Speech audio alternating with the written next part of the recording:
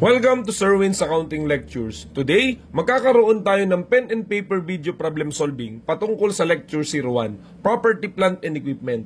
Actually, nasa description ng video lecture na ito yung mismong problem under discussion. Kung gusto mong sagutan ng solo at balikan ang lecture na ito kapag tapos ka na, mas mabuti. Kasi, ang accounting ay natututunan not by mere listening but by you doing the problem solving. Pero kung may sagot ka na nga, simulan na natin. So again, Lecture 01, Property, Plant and Equipment. And here is our problem. On January 1, 2025, Angel Eunice Enriquez Company acquired an equipment for 150 million. Installation and other necessary costs in bringing the equipment to its intended condition for use totaled 9 million. The entity is required by law to dismantle the equipment and restore the site where it is installed after 10 years. The estimated decommissioning and restoration costs are 7 million. The imputed rate of interest is 12%. The present value of 1 at 12% for 10 periods is 0.3220. So here is the requirement. Compute for the initial cost of the equipment. Simple lamang ang objective ng problem na to. Alamin kung magkano or paano minimeasure ang equipment initially. Ang sabi sa theory, it is measured initially at cost. But what does cost means? Answer, it means three things. First, the purchase price.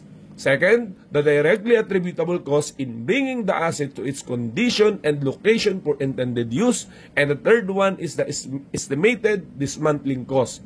Sa problem na to, meron lahat yung tatlong cost component.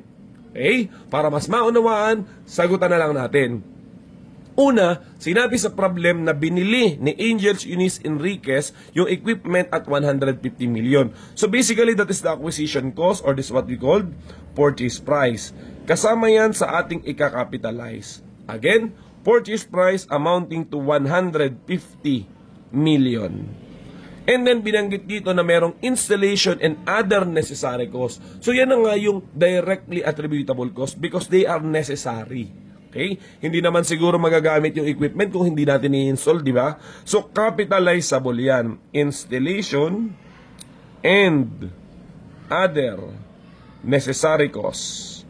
Marami ang nalilito dyan sa directly attributable costs. Kasi kung titingnan sila ay expense, di ba? Cost, installation, delivery, okay? Even though sila ay cost, it is still debited or recorded as an asset, such as PPE. Akala kasi nung iba, dapat daw yung asset, physical na totoong asset, katulad ng purchase price ng equipment. Pero hindi po, may mga mukhang expenses na nakakapitalize as asset. Ito na nga yung directly attributable cost in our problem, that is 9 million. Moreover, may isa pang component, yun na nga dismantling cost. Okay? So, yun yung tipong pagkatapos mong i-install, matapos mong magamit ang equipment, kailangan mong ibalik o tanggalin yung equipment. I mean, tanggalin yung equipment sa kanyang pinaglalagyan at ibalik sa dating itsura o dating ayos yung pinaglagyan mo ng equipment. Kinakapitalize yun kung sakaling na-required siya ng batas o ng kontrata na pinasok mo. In this problem, sinabi, required si Enriquez Company by law to dismantle and restore the site kung saan niya in-install yung equipment. That's why, capitalize itong tinatawag na estimated decommissioning o decommissioning yan, and restoration liability. Yan. Kasi nga, magiging gastos mo yan. Hindi ngayon, but rather 10 years. So, ilalagay natin dito, supposedly, dapat ay 7 million. Nga lamang, yung pagbabayad yan ay hindi mangyayari ngayon. Kasi ang banggit, that is after 10 years. That's why, yung liability na yon na required ka after 10 years, should be converted into present value. That's why, the 7 million will be multiplied to its PV factor, PV of 1 for 10 periods, okay, which is 0.3220. PV of 1 ang gagamitin kasi isang beses mo lang naman siyang babayaran. Sige, kwentahin natin. 7 million multiplied by 0.3220, we will get 2,254,000. Okay? At again, simple lang yung problem.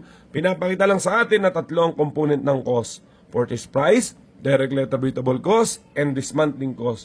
After that, we will get the total. Ang tawag dyan ay yun ang initial cost of the equipment. Okay. Iyan na po yun. So, i-total natin. So, 150 million plus 9 million plus 2,254,000. So, we will get the total of 161,254,000. Okay? At yan na po ang value ng ating equipment. Okay? So, yan po yung tatlong component ng cost. Pinakita lang doon sa problem. Dagdagan pa natin. Kunwari, tinanong ka, anong magiging entry mo? So, basically, you are going to debit equipment, di ba? You debit equipment. Okay? Amounting to 161,254,000. You are going to credit cash kung halimbawang nabayaran mo na kaagad yung ganyang kalaking pera. But then the purchase price is 150 million and 9 million. So therefore, we credit cash for 159 million. And then, we have a balance o yung kulang natin at 2,254,000. Hindi po yan cash but rather that will be credited to liability. So credit estimated decommissioning. Okay, commissioning liability. Ayan. Kasi nga syempre may utang ka pa. So yun na po yung ating magiging entry on January 1. Dinagdag po natin yung entry kasi yung iba iniisip nila binayaran daw kaagad itong decommissioning cost na to. Hindi po, matagal pa yan. Kaya therefore merong liability on the date of acquisition. So sana may natutunan ka. Simple lang naman yung problem. So yun lamang at maraming salamat.